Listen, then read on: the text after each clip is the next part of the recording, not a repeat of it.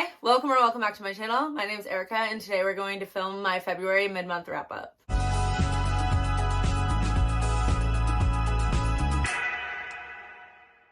Okay, so I have 6 books to talk about. One of them actually finished at the end of January, but finished it after I filmed my wrap-up for the month. So I'll talk about that one, and then I have finished 5 books so far in February. I will just say that I've been kind of in a slump. Not a slump where I'm not reading, but a slump where I'm just not enjoying anything that I'm reading, really. And I'm also having a really hard time putting my finger on what it is about books that I'm not enjoying. Like, I don't have a lot of cohesive thoughts, but we're going to try our best. So let's talk about the 6 books that I read.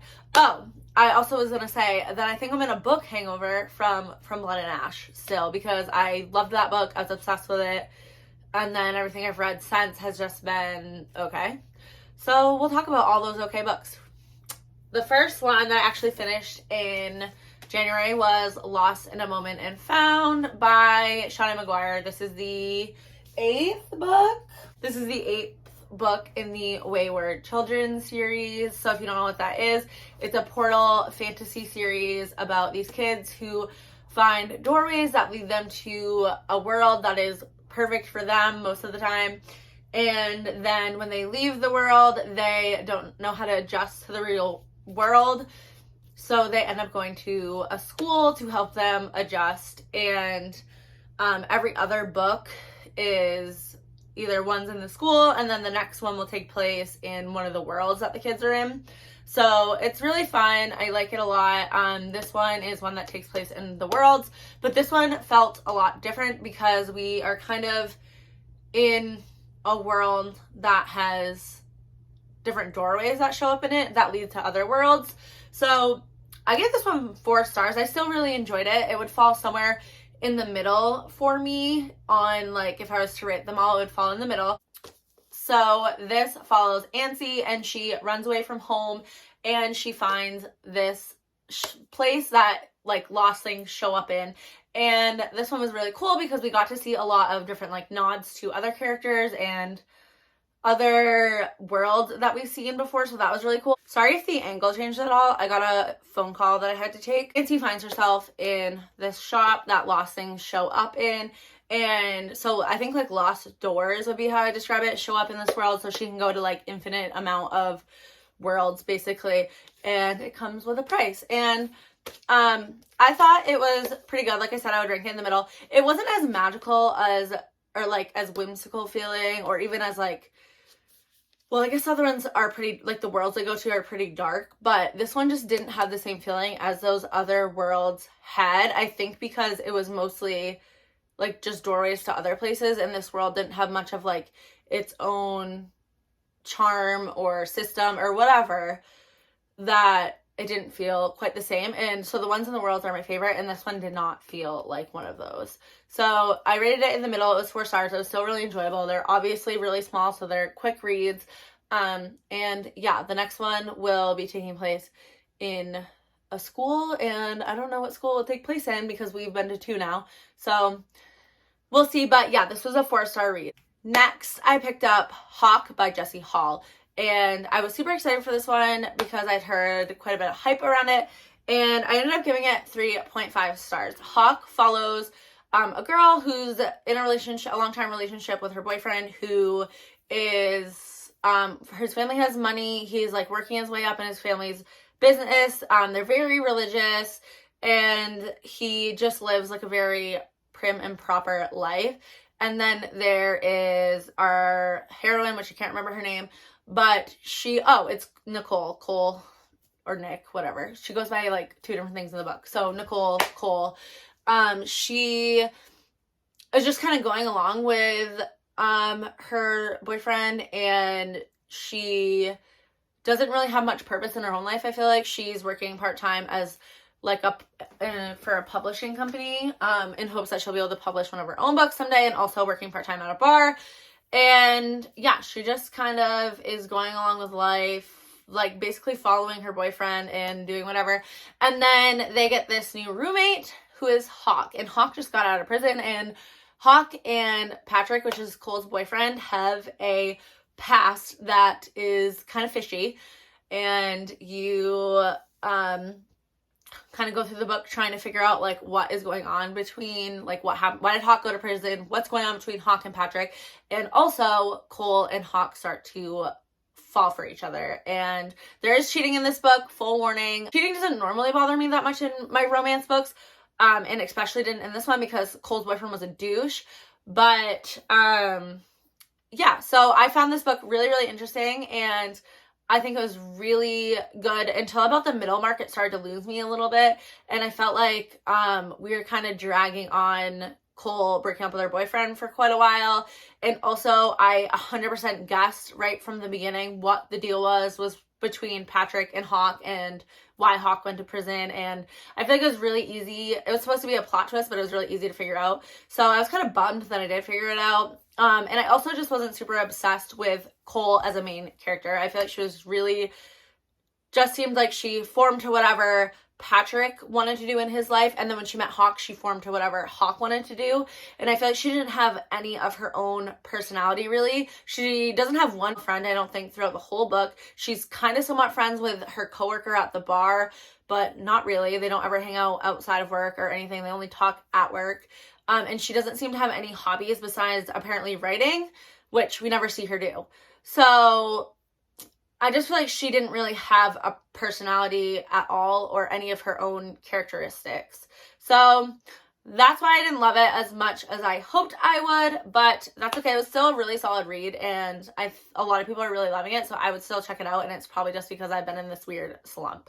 Then I read Just the Nicest Couple by Mary Kubica. I have read one other book I've read two of Mary Kubica's books, but one of them I gave 3 stars, and then Local Woman Missing, the first one I read was The Other Misses, I think it was called. I gave that 3 stars.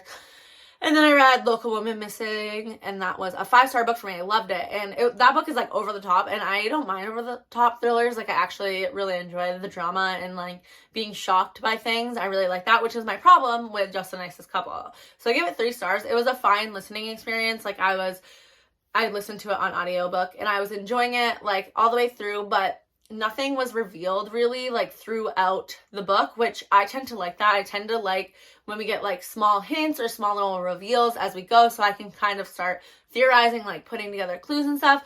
I feel like we didn't really get that at all. We did get like a red herring kind of character going on, which was interesting, but I knew that was what was happening, so it didn't surprise me that it wasn't that person. The ending, I didn't see it coming, like I didn't guess it coming because I wasn't guessing anything because we weren't getting any hints, but I wasn't surprised by what happened either. It was just very basic for me. Let me back up and tell you what this book's about. So Just the Nicest Couple is about, we have a woman who confronts her husband that she was like in this huge like walking trail that's in a forest, and she tells her husband that her co-worker's husband was there and like came onto her in the woods, and she rejected him, and then he like tried to assault her, and she somehow got away from him, and he's missing now. So she doesn't know if she accidentally killed him or what happened to him, if someone else killed him, or if he's still alive and he's just missing. And then his wife is just thinking that he left her because they had gotten in a really, really big fight. And then it kind of goes for there. Like, I feel like it's hard to give this book a synopsis. But yeah, so it's basically following 2 couples, and you figure out what happened to this man as you go. And like I said, it was just a very basic thriller for me. Next, I read Finlay Donovan Jumps the Gun. This was the 3rd book in the Finlay Donovan series, and I gave the first 2 books in that series 5 stars, so I was so excited for this one.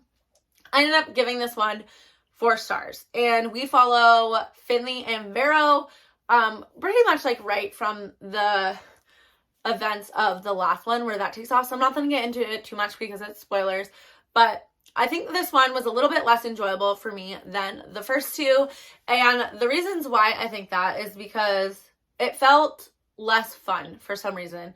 And I think that's because for pretty much all of the book, they are at like this police academy type of thing that it's like for civilians to go and learn like police academy things. But so they're there under the pretense that they are doing research for Finlay because she writes like mystery crime books, but in reality they're trying to spy on some of the cops that will be at this academy, like teaching the classes. So that's why they are there. And I think because we were in this closed setting for the majority of the book, it gave it less opportunity for shenanigans to ensue like they had in the first two books.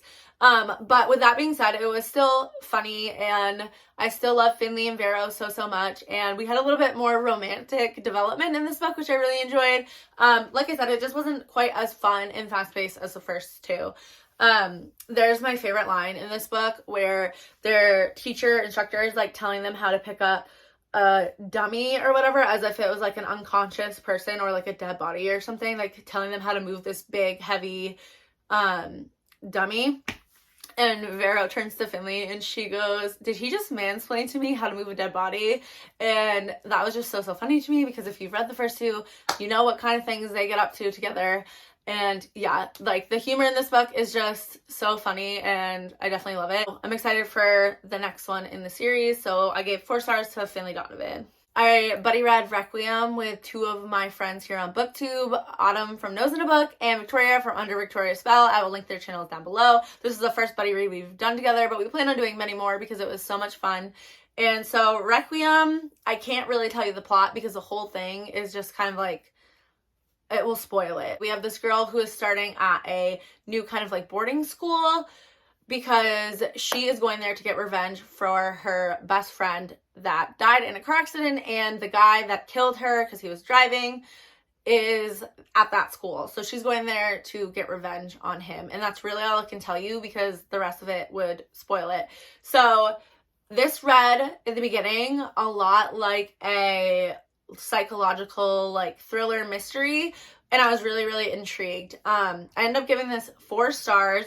I really enjoyed it for the most part. The pacing, for one, felt weird. So the beginning of the book was bizarre. It was so weird, the things that were happening, but it was also like keeping my interest because I was like, what is going on? What is happening? So I was reading through it really quickly, and it was fast-paced in like a good what the hell is going on type of way. And then when we get to the middle, it slowed down quite a bit, and I feel like that part kind of dragged a little bit, and then the ending was super rushed. So the pacing was definitely strange, and yeah, the pacing didn't really work for me. Also, there was just some other weird things, like the hero called her kid in spicy scenes, and that was just very not it. I also feel like this was very unrealistic, and not that I always need like my books to be completely realistic, but this one was just like unhinged and over the top. But like I said, it was still a really enjoyable read. It just wasn't realistic at all. So yeah, but this is the first book since From Blood and Ash that I was excited to pick up, so that was a win. But yeah, I gave it 4 stars, and I actually really enjoyed it. It just didn't give me 5-star feelings. Next, I read Kingdom of Flesh and Fire. This is the second book in the From Blood and Ash series, and I gave this one 4 stars as well. This picks up like literally right where the first one left off, so I'm not going to tell you too much about the plot because will spoil it. But yeah, it picks up right where we left off, and this one I still really enjoyed. This one, they are traveling throughout like pretty much the majority of it, and if you know me, you know that I do not like that. I do not like traveling plot lines or like quest type of plots, and that's really what this was, and it felt a lot slower than the first one, and I always feel like that with books that have this kind of plot, is I feel like they are slow, and that's exactly how I felt in this one. So I didn't love it quite as much. I gave it 4 stars. I still loved the romantic development that was happening here. I loved all the side characters that we met. There was a lot of things that shocked me in this, so it's still a series that I'm really enjoying. I just didn't enjoy this one quite as much as the first one, but I'm still enjoying the series overall. That's it for me, and I'll talk to you in the next one. Bye.